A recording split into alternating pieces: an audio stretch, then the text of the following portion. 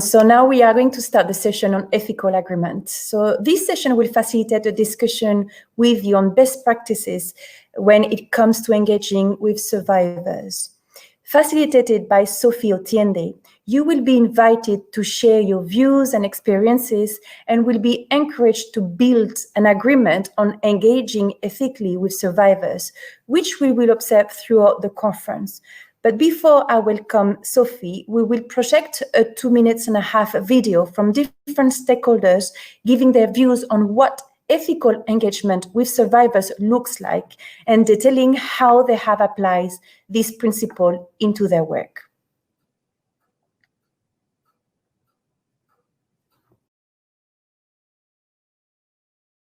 When the review committee looking at the scope of a new anti-slavery bill was in session, and we met people who'd been victims of modern slavery, they were obviously immensely worried that any move that they made to help us could actually result in their recapture.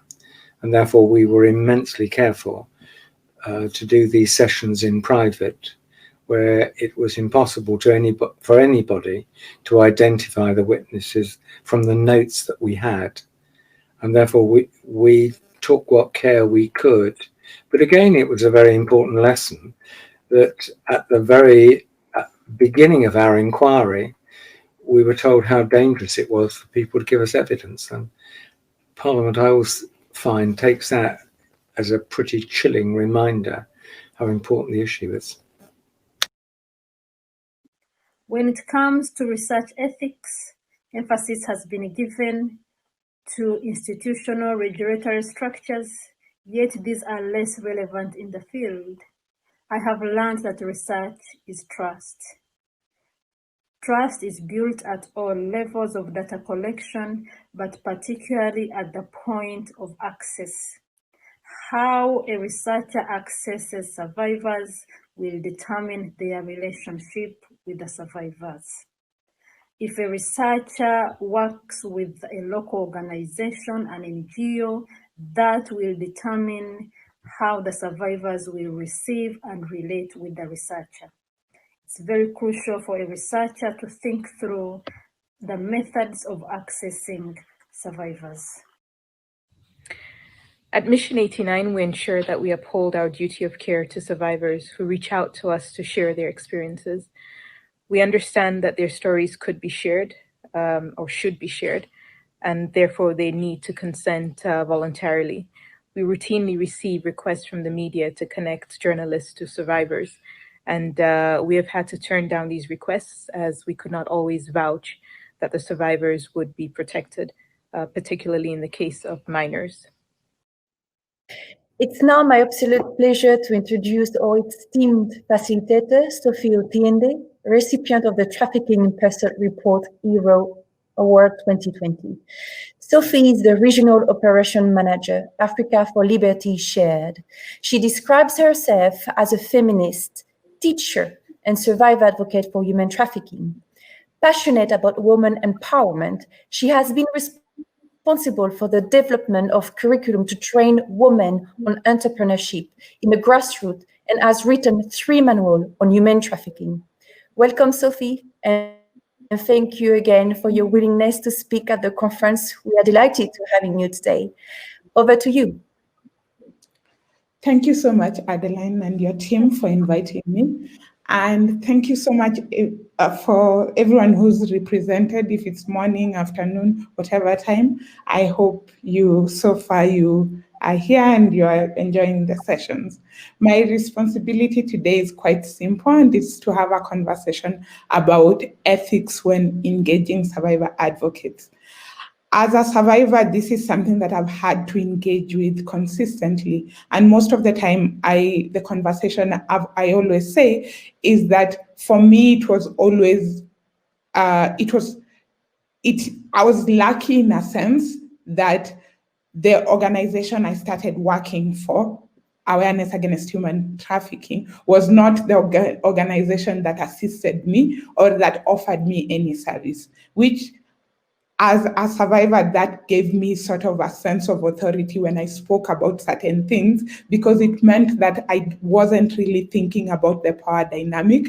And that's something that most of us, I think, when we engage with survivors, really don't think about. It's the power that we have, the power that survivors consistently feel that we have over them. Whether it is implied, whether it is intended, is not the main issue. It's that at the end of the day, as a service provider, as whoever, as a researcher, as a policy maker, when you sit with a survivor, you need to actually recognize the power dynamics before anything else, and be able to ensure that you are trying as much as you can to make that person feel comfortable, to make that person understand that whatever engagement they have, and it's been mentioned in the video, doesn't harm them. And for me, the principle of do no harm when engaging with survivors is extremely important, that you'd rather not engage with them than to cause harm while engaging with survivors.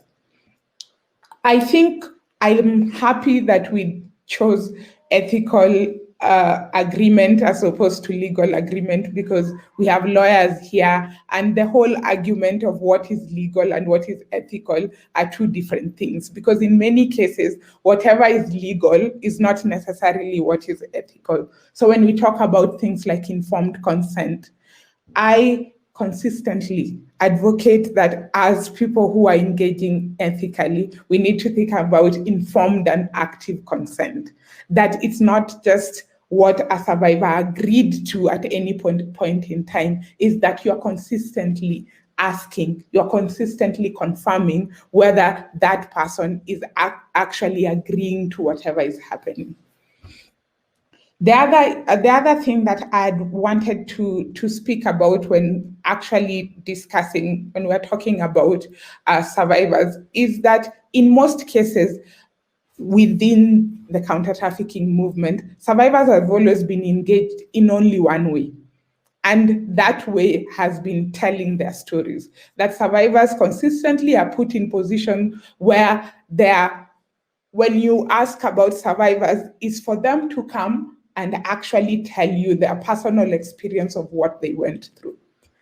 And survivors have been very open and very willing in many cases to come to platforms like this and actually tell whatever experience they've gone through. But for me, beyond engaging survivors in telling their stories, we really need to think about the fact that when we talk about inclusion, whether that is the only kind of inclusion that is available in the movement, whether the role of telling their stories is the only role that survivors can do. It's the only contribution that survivors can make within the movement. And I don't think that that is it. We've seen survivors like me do different things. They are survivor practitioners, and I'm sure the next session you'll see survivors who've be able to go beyond, telling their stories. So survivors have multiple identities, and it's extremely important to identify those, to basically be able to acknowledge the multiple identities that survivors bring to the table. Using non-judgmental language. It's so easy, and sometimes people don't intend to actually use judgmental language when they speak to survivors or when they want to engage with survivors. And it's extremely important for us to look at what language is appropriate and what language is inappropriate. As a survivor advocate who's constantly before people, you are one of the few experts in the room whose personal life is being discussed most of the time.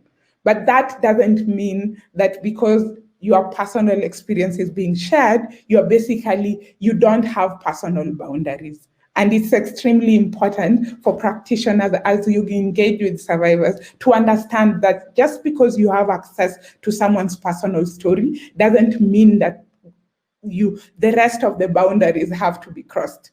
So as a practitioner who's been in the movement for a while now, for 6 to 7 years, requesting me to give you hugs in a conference because you feel really, really sad is inappropriate. feeling like you want to hold me and I've not given you a chance to hold me, despite the fact that my story was quite moving, is actually inappropriate. So we need to really think about how we engage survivors and how we want to continue engaging them. There's a difference between tokenism and inclusion. And at the moment right now, most of the engagement that is happening is actually tokens. Survivors are being included as tokens rather than as experts. And I hope that as we continue engaging, that we will be able to see what those differences are and have a conversation as to what real ethical engagement and inclusion of survivors means. The last thing I'll add is actually budget lines. In most cases, when survivors are involved in projects, it's very, very difficult for survivors to be seen as experts. You go into rooms where all the experts in the room have been paid. There's a budget line in a project for all the experts, apart from the survivor that is coming to share their story. For me, that's another way that we are not going to be able to say that we are ethically engaging with survivors if we don't actually consider the activities and the work that survivors actively do in the movement as expertise that needs to be acknowledged, needs to be valued, and needs to be paid. Thank you. Thank you very much, Sophie.